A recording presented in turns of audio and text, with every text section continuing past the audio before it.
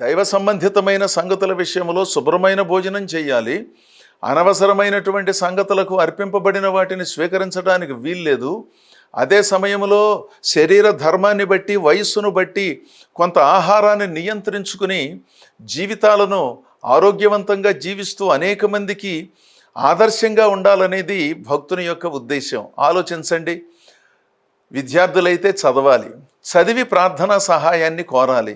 మీ సంఘానికి కాపరిగా ఉన్న దైవ సేవకుడు ప్రార్థన చేస్తే సరిపోతుంది. మీరు చక్కగా చదువుతున్నారు, మీ పాస్టర్ గారు చక్కగా ప్రార్థన చేశారు, సరిపోతుంది కదా. ఇంకా ఎంతమంది ప్రార్థన చేయాలి?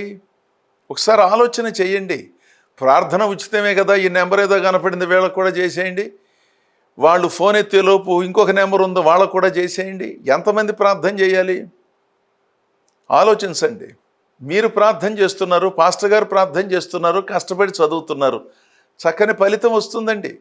అవగాహన జ్ఞానంతో దేవునిగా సేవించాలి. కానీ అనవసరమైనటువంటి ఆధ్యాత్మికతను నెత్తి మీద వేసుకుని అదేదో ఉన్నతమైనటువంటి లక్షణం, ప్రార్థన చేయమని కోరటం గొప్ప లక్షణం అని భావిస్తున్నారా? మనం ప్రార్థన చేయకుండాను మాట చేత కానీ క్రియ చేత కానీ సమస్తము దేవుని పేరిట చెయ్యాలి. అలా చేసినప్పుడు దేవుడు వారిని ఆమోదిస్తాడు, వారి పిల్లలను ఆమోదిస్తాడు, వారి సేవలను ఆమోదిస్తాడు.